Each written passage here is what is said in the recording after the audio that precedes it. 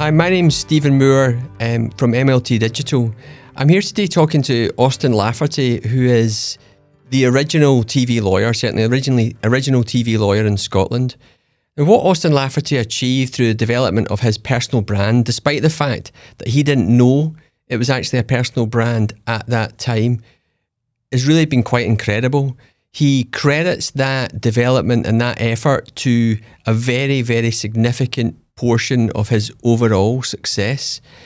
In this podcast, what we try to cover is a bit around how you can develop your personal brand, but not that much, more about how you can put effort into something that's not traditionally seen as being a key driver of legal success, namely the billable hour, and how important it is to spend your time and invest that time in speaking to people, engaging with others, developing a rapport with your audience, and over time, how then that results in significant returns for you and your business and your partners.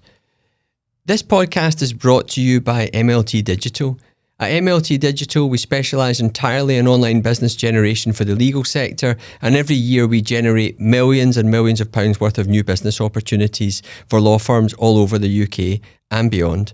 If you'd like to find out any more about MLT Digital, please visit us at mltdigital.co.uk/podcast. Now we'll go on to this discussion with Austin Lafferty, which I hope you find useful, informative and helpful. Firstly, thank you very much, Austin. Thank you very much for your time. We've obviously known each other a long time. I was hoping to talk to you today about one aspect of law firm success in particular, which I think you, certainly in Scotland, were probably the original, provocateur of this medium, which is really the development of a personal brand, and you in particular use TV a lot in order to grow your own personal brand and thus grow your law firm. But I was hoping that we could start initially with a discussion as to when you started in practice, how you started in practice, when you first set your firm up and where it is now. Okay.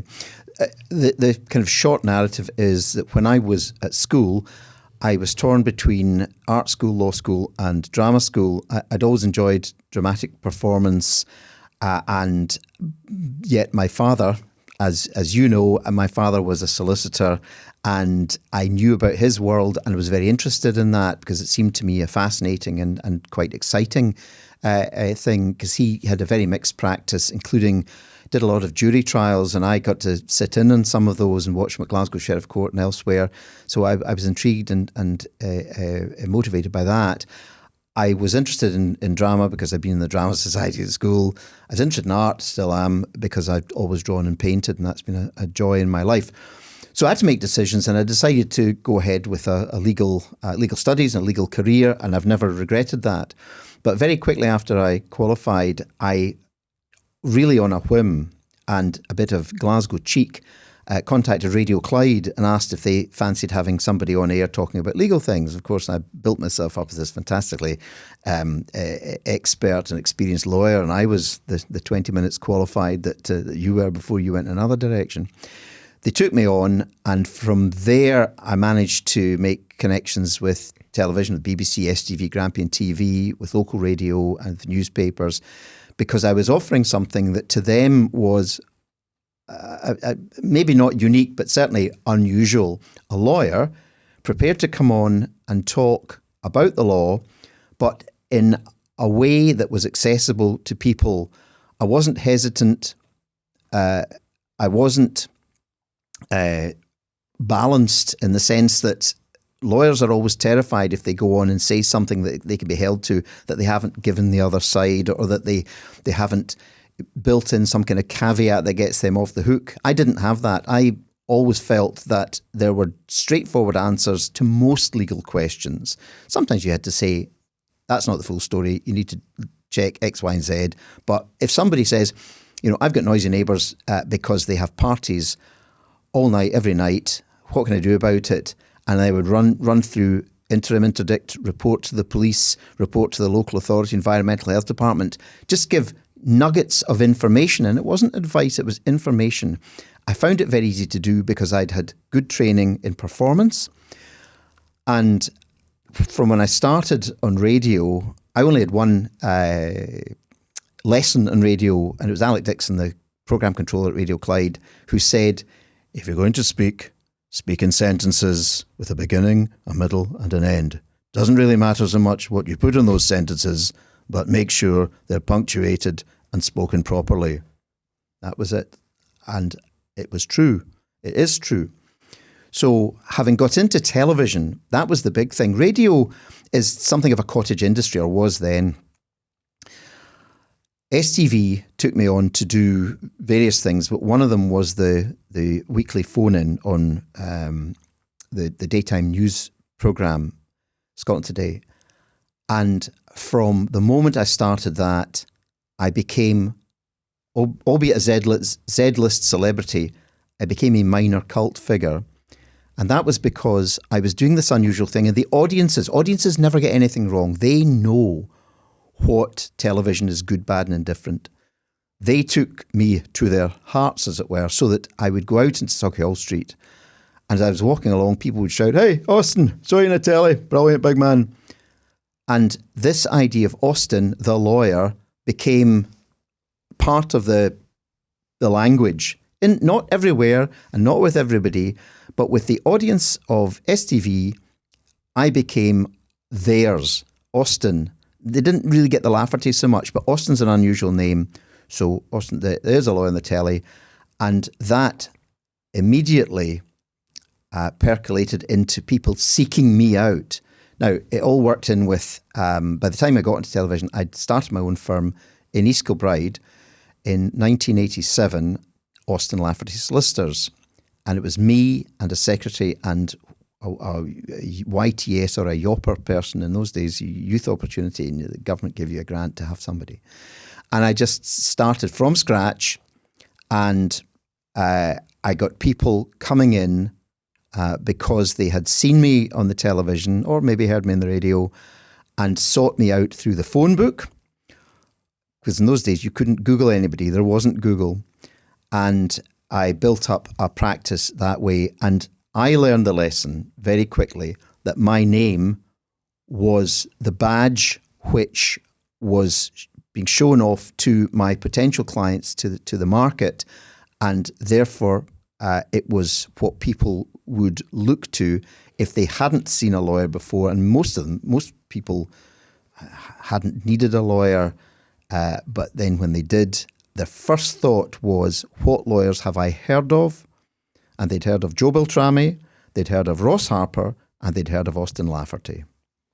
And going back to that beginning of that, what was your motivation for contacting Radio Clyde? Fun. I enjoyed acting at school.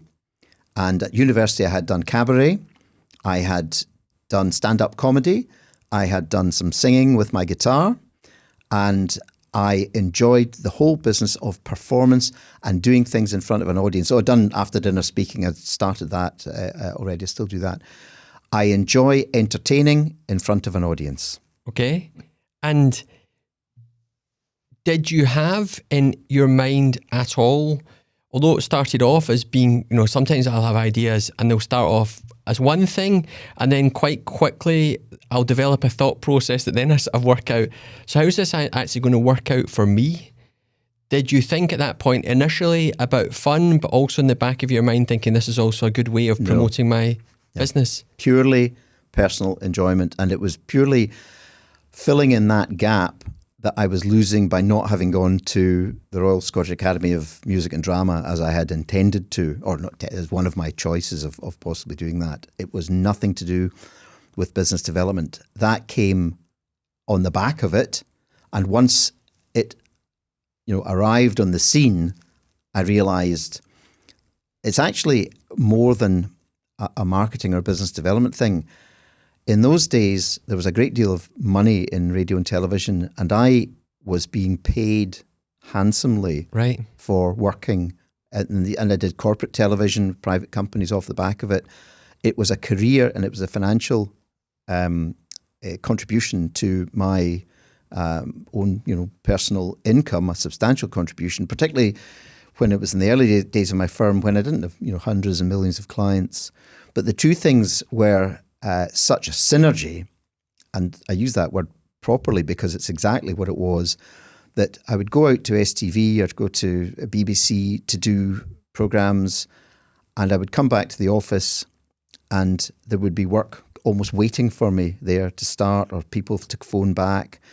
And on one occasion, a few years later, the terrible accident, the Maryhill factory explosion, I was on at STV doing my regular live desk. And as I came into the studio, they said, "Oh, Austin, that's great, brilliant, you're here. Oh, fantastic. So sit down, just use your place." He says, "But we're not going to do your desk. There's been this terrible explosion and we need somebody to fill between live feeds. So if you would sit there and presenters can use up time by turning to you and giving advice on this." Now, that's exactly what we did. Mike Edwards' piece would come in, I'm here at Maryhill Plastics, etc. And then they would finish that and presenter would turn to me and say, "Austin, what are some of the legal implications here?" And I just spoke in general terms. I said, "Oh gosh, it's a terrible thing. There may very well be a fatal accident inquiry or a public inquiry, seeing as it's been such a big thing. There may be prosecutions under health and safety at work. There may be civil actions by the victims and victims' families, and none of it's good, but the law is there to support the people that have suffered here." The next day, 13 of the victims of that explosion appeared at my office without an invitation and asked to be advised and represented. And we took quite a number of cases forward, which ended up going to the Court of Session and being finalised there. So you could obviously draw a direct line between your activity on TV, which at that time you were also getting paid for, which is different now. As people develop a following, an influencer, they understand that there's a sort of quid pro quo there, and really they give their time for free in order to generate the publicity off the back of that. Did your activity on TV and on radio begin to dictate the type of practice that you then developed in terms of the workload? Not initially. I started off as a general practitioner in the true sense of that. In the morning I might be doing an employment tribunal, in the afternoon buying and selling a few houses, and then going out to police station at night to see a criminal client, and the next day somebody would want their fish and chip shop sold, the lease assigned. Over time, I think the dynamic was, and looking back, we got incredibly busy and I had to take on more people. We expanded because there was so much work coming in. But I think naturally over time, we began to filter out the things that were either complicated and we weren't going to be able to give them the best return, in the sense that even if it was a higher fee, if we were going to have to devote resources to that, to the exclusion of something else, because we weren't big enough to take on everything all the time, then naturally we kind of began to default, and this is over a long time, to a few core areas. And it's those core areas that we now deal with. And I would say they are residential and commercial conveyancing, wills, power of attorney and executories, family law, some kind of commercial, just generally acting for commercial clients, and a few reparation, accident claim type situations, but really not much else.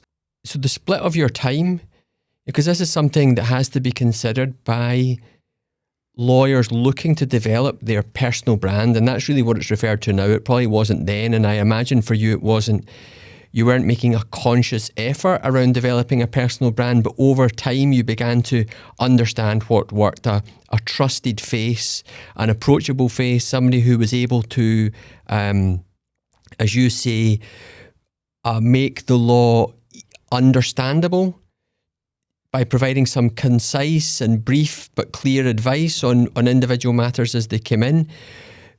It sounds time consuming. Well, it wasn't. in retrospect, I have always worked long hours and been happy to work long hours and felt that was the kind of natural order of things. Now, that's not me saying that I was a martyr or anything. It absolutely not. If I hadn't enjoyed it, I wouldn't have worked the long hours. I'd have found something else to do. But I always found it stimulating. And yes, if I had to go to STV studios for, say, leave the office and come back 4 hours later, then I'd made enough money to make that worthwhile. But also, that was no different from going to Glasgow Sheriff Court to wait for a child protection hearing or a breach of the peace deferred sentence. In fact, you could organise your day better working with television and radio companies and newspapers because they would tend to respect the timing of the appointment or the recording or the thing, whereas you go to court, you're just left like everybody else is to wait and wait and wait. If the courts were a business, they would have been bankrupt years ago. And this isn't the pandemic, this is years ago. My whole career. And one of the big changes that we made, I'll say to you, just to reflect on what you asked before, one of the big changes we made was we moved away from doing court work other than, say, family law, where most of it's done in the office anyway. I could no longer justify waiting all day at Glasgow Sheriff Court or Hamilton Sheriff Court for a deferred sentence at 3:30 and come back to the office with nobody having heard from me. So if you are a conveyancer or you're doing executories or wills, power of attorney, etc., you're sitting in your office and you are manning the phone, or increasingly it became the email screen, and you could organise things. And so much of even the broadcasting work was done in preparation, elsewhere. I could do it at my desk and then go and do the recording or the live show, whatever it was. So I never found that there was a huge amount of time involved. It was lucrative time in itself, but also you just factored it in. If you're a solicitor acting in private practice, working in private practice, you're acting for hundreds of clients anyway through the week. And it always makes me laugh when I see legal dramas on the television where they've got one case that goes for 5 episodes. Any lawyer will laugh hollowly at that because we're sitting there hammering away at the keyboard with 4 different phones going, and then we're here, there and everywhere. So that was a long answer. And the short answer is no, it wasn't too much of an imposition. Well, it sounds to me as if you were doing business development.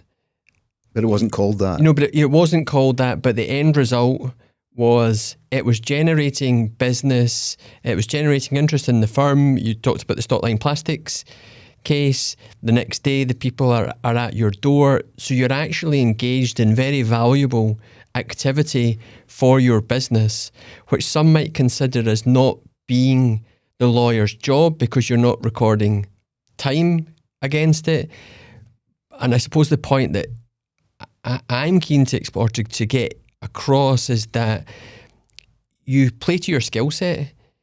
Your skill set, obviously, you've talked about the drama side of things. You like performing, you liked entertaining. This was something that you found very natural, that you were enjoying doing, and it had a very significant benefit for your firm. Yes.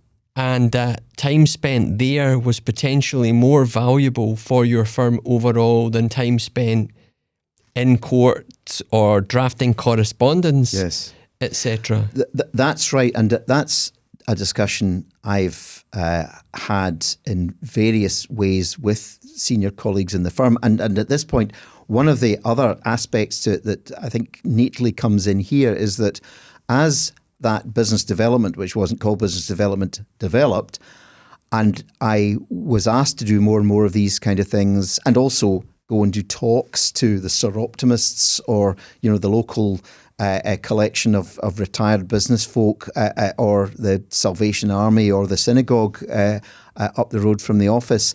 They were all business development, and they were all vastly worthwhile because on the back of it, everybody would come up to you and say, "Oh, I've not made a will, or I haven't. My lawyer's in town, but I think he's retired. You're in gift." So, but the thing to bring in here is colleagues.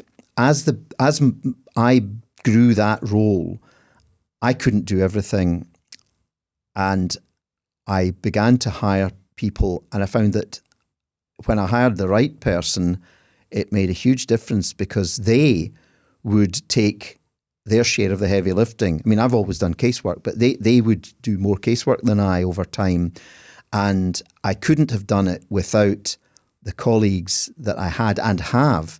And when I retired last year, stepped back from management and ownership of the firm, my then partner, now boss, John Roberts, and other colleagues stepped up. But it was kind of effortless because the business had already reached a size where clients would come in. They wouldn't expect to see me or even that I would know anything about them. They would see Jennifer or Lisa or Louise or Jonathan and be more than content with that because they were all doing the job. I perhaps ended up, and I am still, because the firm's name hasn't changed, of something of a figurehead, a hard-working figurehead, but still a figurehead, because the name still, I think, has some relevance. There are many, and I'm sure most of your colleagues that you've brought on would have no interest in doing some of the stuff that you did and wouldn't have done it to the... That's true, and I hadn't thought about it like that. Because I can't imagine anybody not wanting to be front and centre in front of an audience. Well, I think for the I've discovered that through running my own businesses, is that, you know, people will chat to you about, well, what if they want to leave or X, Y, and Z? And I think everyone has a different attitude towards risk and effort and what they see as being reward, etc. And some definitely within MLT, they're very happy doing what they're doing and they're happy for me to do my bit. Yes. You know, and I'm sure that was the same for you. But to what extent would you put this work down as a contributing factor to your overall success? I think it must be at least half of it. Because there are plenty of people who have built up good firms without any thought of marketing. Now, there always is marketing, because if you do a good job for X, X will tell Y. If you do a bad job for them, X will tell Y, A, B, C, G, and V. So there is a natural order of probably other trades and professions doing the same. If you've got a good shop selling pizzas, then everyone will tell you, I got my pizza from, Austin Lafferty Pizzas Limited, and somebody else will come. So with lawyers, you do get good people whose reputation grows organically or osmotically. I did that because we always, I think, did a decent job for clients, and we got a lot of repeat business and people sending their families and whatnot. We're in the fourth generation of some families now in terms of the clients. But I also got the ones who would not naturally have come to us, but they knew the name and therefore they found us. I've never done any formal research, but my shorthand is, I think initially it must have been a huge percentage, anything up to half of the clients that we got because of my public notoriety. It becomes more complicated after that because the firm has grown in its footprint, because we have 4 offices. We've got a good website on the and I write in the Daily Records, and we do all sorts of things that get out into the LinkedIn and all these things. So it's more difficult, and we get the repeat business from some of those who have come to us from far afield, who have stuck with us, or they've then referred us to other people, but not, in terms of publicity. And it's now quite a few years since I was on mainstream television, although I did the Martin Lewis show a few months ago, and it was like back in the old routine. So it's more complicated now to work it out, but I think it was a gigantic boost to the growth of our firm. And to what extent over the piece did you develop a set of values for yourself, or was that something you ever did in terms of brand values and being quite clear in terms of the messaging that you wanted to put across? Well, that is a very interesting question, because I don't know that.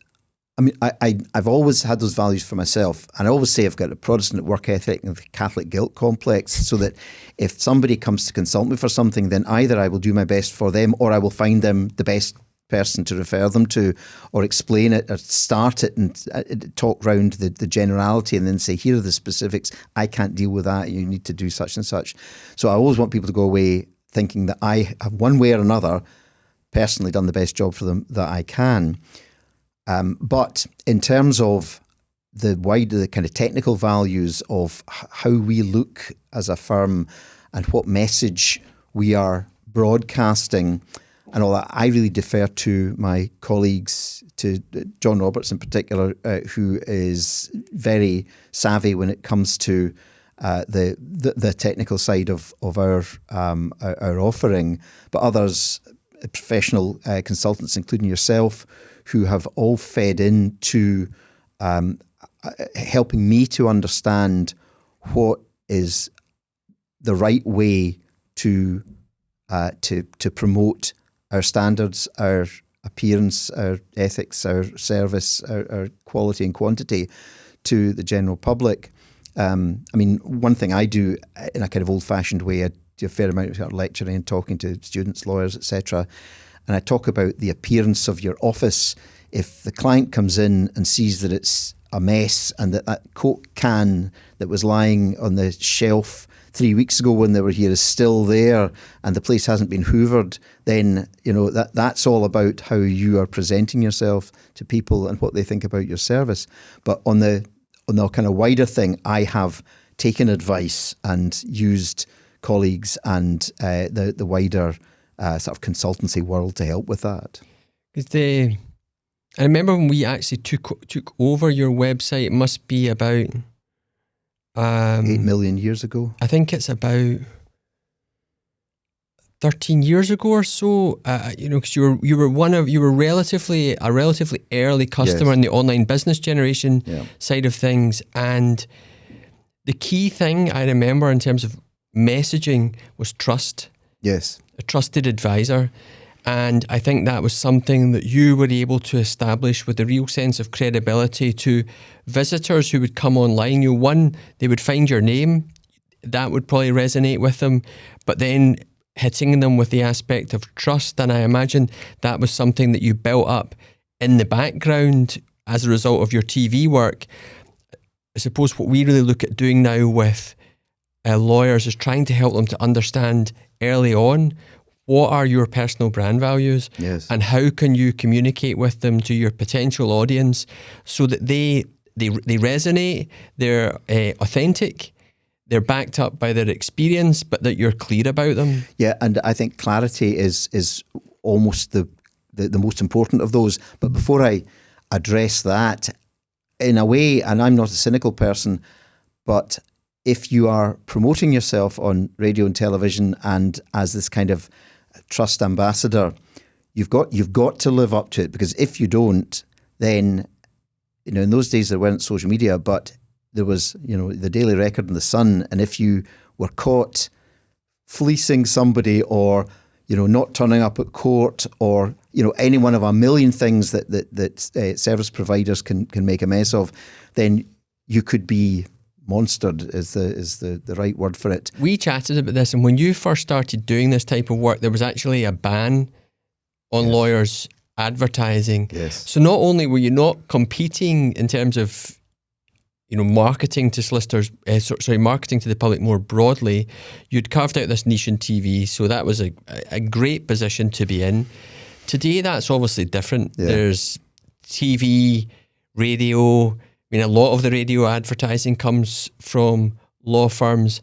However, in my view, there's still a lot of opportunity for solicitors to develop their own personal brand with their target audience. What advice would you give to them? I said earlier, and I repeat now because it's even more relevant, the audience is never wrong. The audience can tell the difference between a paid advert where you are saying to the audience, please come and give us your business. And there's nothing wrong with that, but it's one product, one approach. The audience know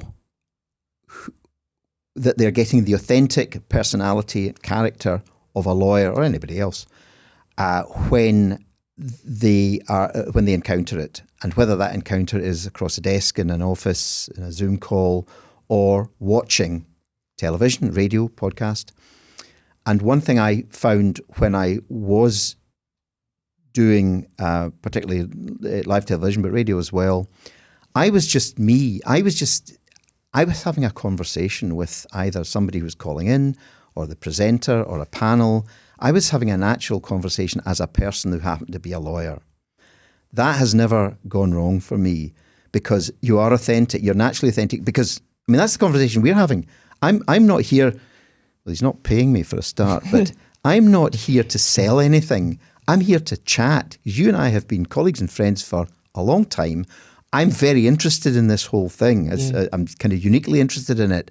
And we are talking as equals about it. I say equals, you know more about your side of it, I know more about my side of it, but we meet in the middle.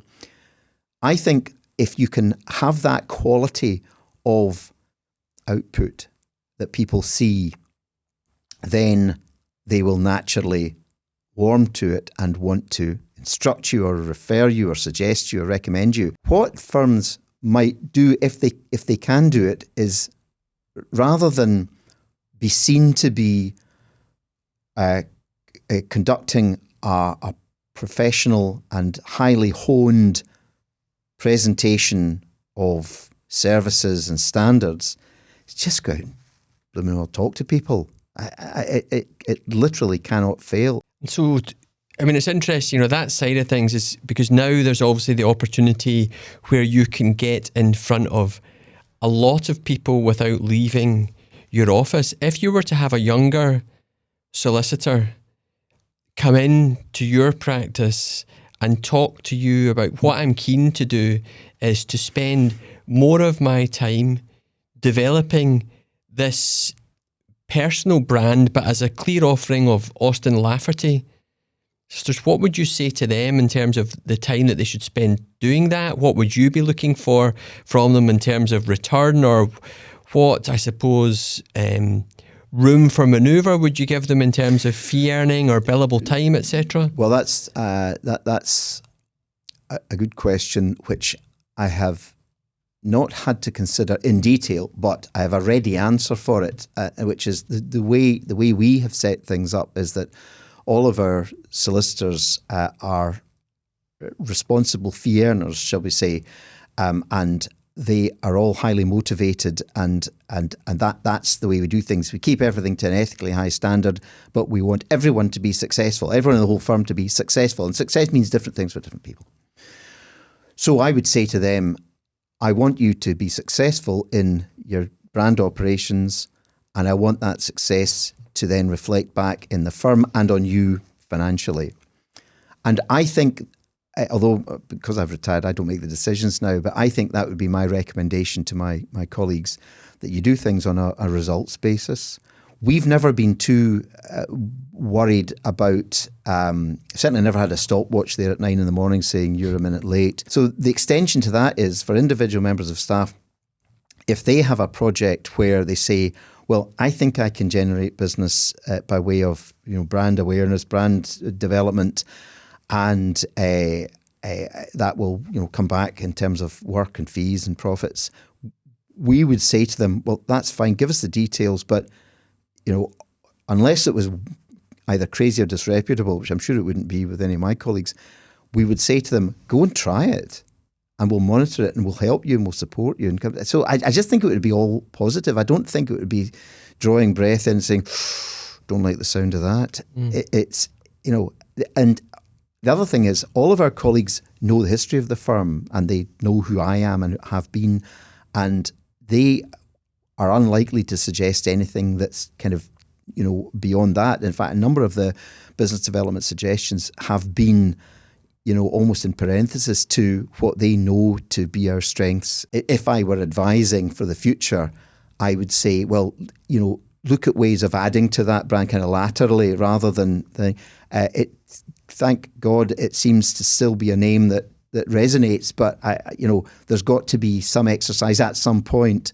in broadening that out, I would say. Okay. Final question. So you've recently retired. You'll still have views, I imagine, on the future of the legal profession, and certainly the future for the small to medium-sized law firm. This is a podcast based. It's called Your Law Firm Success. It's about helping lawyers and firms of all shapes and sizes understand certain levers that they can pull in order to bring that desired future state to life. What would you be suggesting to young partners or partners in smaller law firms as plan for success? I would first of all say, ignore everything Richard Susskind says. I don't quite mean that. Richard, again, is an old friend. You'll know Richard. He was at school with my sister. I've known Richard since we were very young.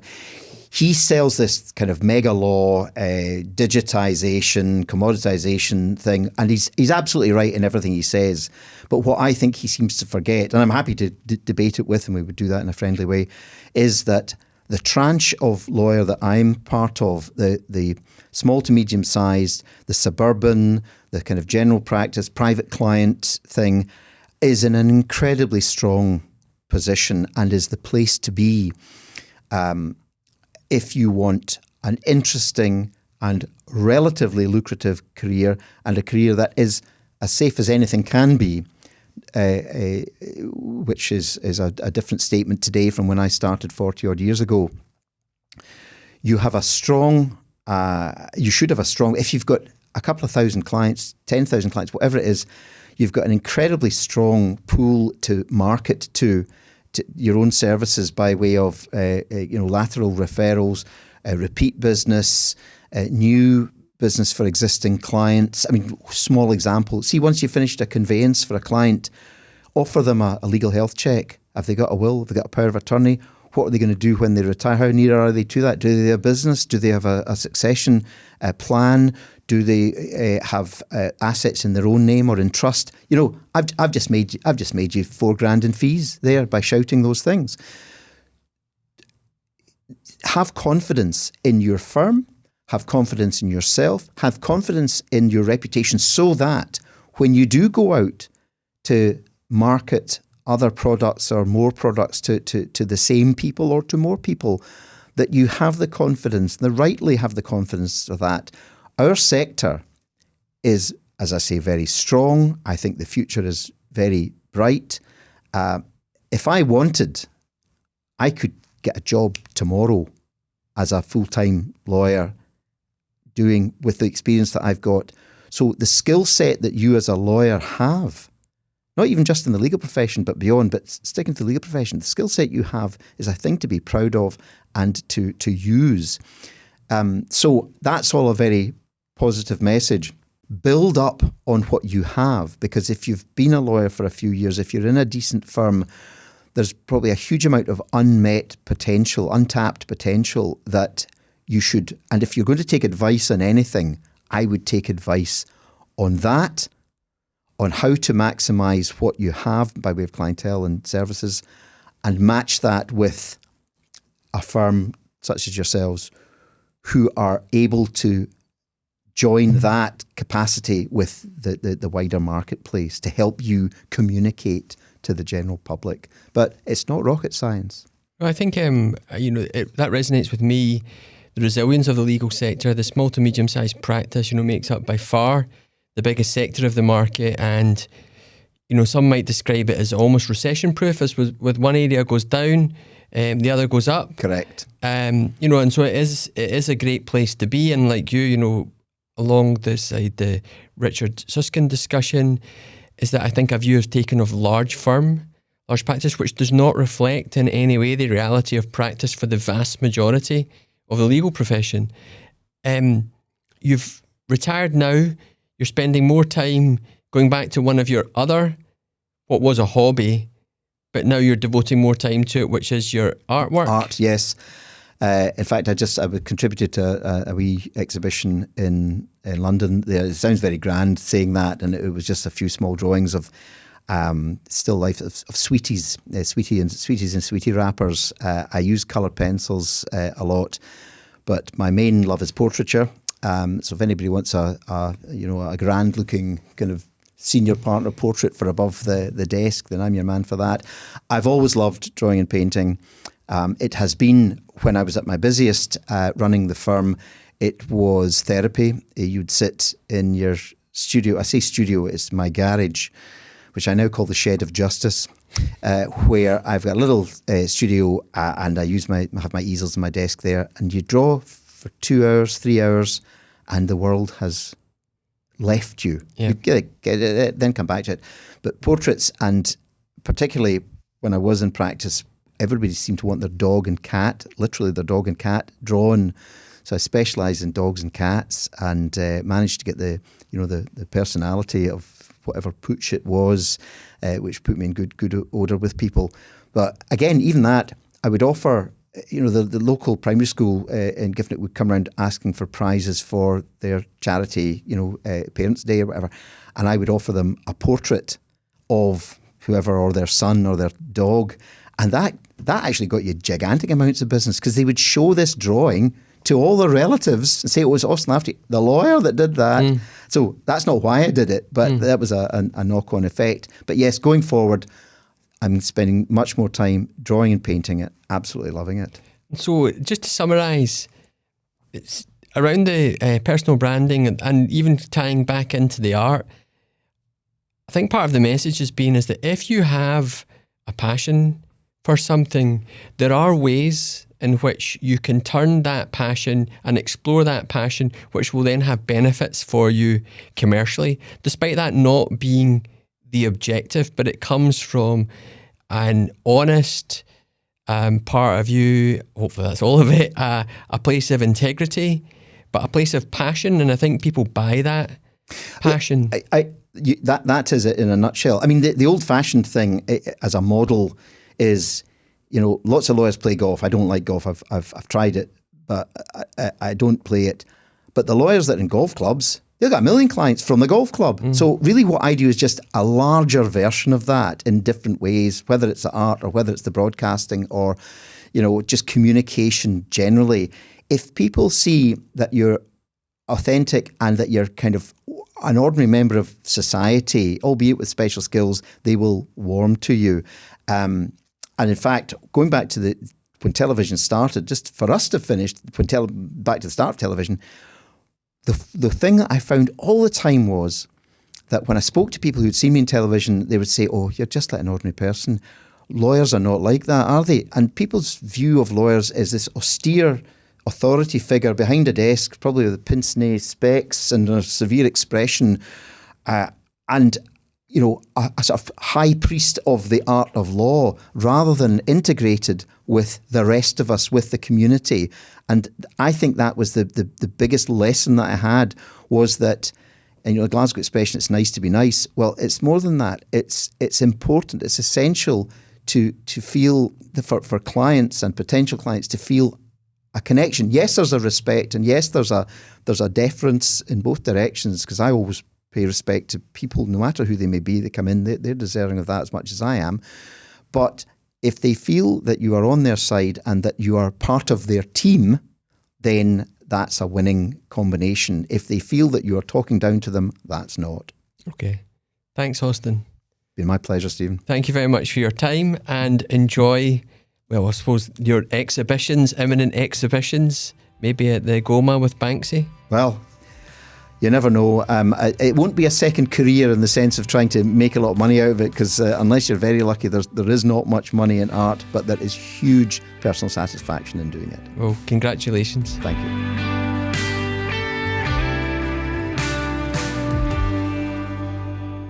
I hope you enjoyed listening to that, and I hope you learned a lot from it. I know I did. There are a lot of lessons there that maybe one would immediately jump to the conclusion, because of the time when Austin Lafferty first started in TV, haven't as much relevance to today as one might think. But then once you listen to it and you realise, really, the messages are the same. It's just the medium that's changed. So thank you for listening. I hope you enjoyed it. Please subscribe. Please leave us a positive review. And if there's anything else you'd like to learn from us or from Austin, get in touch with us at mltdigital.co.uk.